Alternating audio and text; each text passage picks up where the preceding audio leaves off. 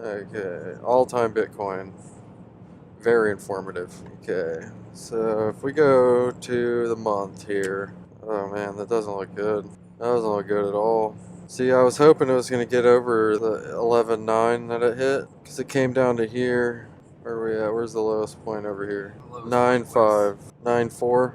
That was a good. I mean, that low was a lot higher than this one over here, the 7.9. This is just from the month, and we got to here. Okay, so that's a good sign. It seems like we're trending up. It didn't go down as far, because it started going back up after that. It didn't go down as far or near as far as this one over here. We go up to here, 11.6. We got to 11.6, and the sign I was looking for was to get over 11.8, 11.9, almost got to 12,000 like 2 weeks ago. It came down when it was coming down. I bought $100 of Bitcoin twice around here and here, around this 10.5. Actually bought some kind of at the top here. Bought some around 11,000 when it came down because I thought it was trending up. I thought that $500 drop, it might keep going up from there. I thought that might be the lowest point, but when it didn't, I bought some more down here at 10.5, and that was my limit for. So we got down to that 9.4. Now when it come back up to here, we were definitely hoping it was going to get over that 11.8, because that would mean it's still trending up. What's been happening is now we're down. We seen 9.2 today, I think, or 9.3. I've seen 9.3. So that's lower than it was down 2 weeks ago, which means we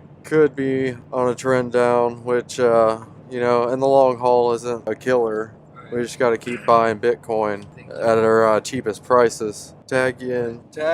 We're tagging Ted Nugent in. Alright, let's see what we got here. So back over here earlier this month, this is where we hit that low down in the 6,000s. I think it was like 5.9. And then everything started buying back in because all the smart money saw that it was a good time to buy. And it drove the price up pretty good until we kind of hit this. Then we started going a little sideways right here, and that's around the bottom of the 9s, mid-9s. And it ran up here to the high 11s and hit some pretty good resistance and came back down, and then came back down over here to this support where we had it going kind of sideways before. Once we hit that support, we started to build some more momentum. We came back up and we retested those resistance points over there in the 11s. We quite didn't make the same peak, but we hit it once. We came back down and ran a little bit more sideways, came back up there and tried it again. Well, we didn't break through, and since we didn't break through, we kind of lost some support there in Bitcoin, and a lot of people kind of seen that as a sign that it's going to start going down, and as you've seen, it started going down, and then more people started cutting their losses, whether they just had stop losses placed there or not.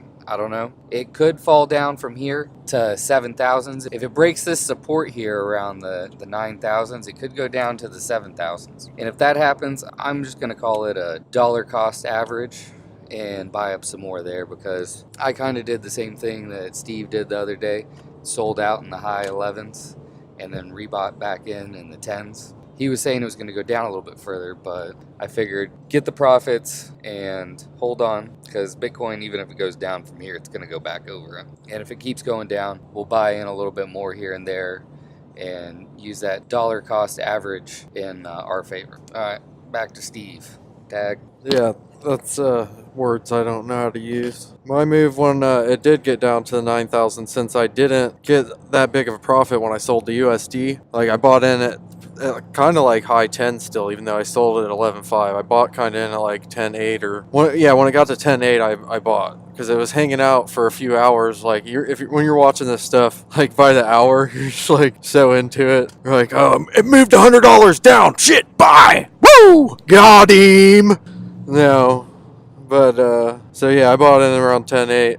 And when it went back down to this 9,000s, especially when I saw it get into this mid to low 9,000s, I was like, okay, it's time to buy something. But I didn't buy Bitcoin, I bought Ethereum, because I thought Ethereum around the mid 700s was a pretty good buy. Now we see it's even lower now, but I still think buying Ethereum at $750, which is what I paid for it, is $7.49 plus the $1 Coinbase fee. But so yeah, I think Ethereum, that is definitely a good buy. That's why I just went ahead and bought Ethereum. It was down more than Bitcoin was percentage-wise. We're just looking at week. Yeah, it's down more for the week, so I went with Ethereum. But yeah, that's pretty much the only move I made. I did when I bought back into Bitcoin. I didn't like resell because it was going down, and I'm definitely not going to sell right now.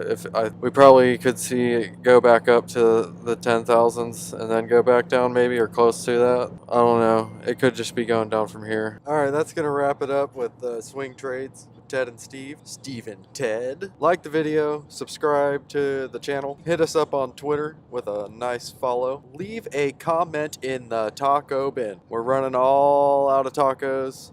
Leave a taco in the comment bin. Crypto Rally. All right, haul back.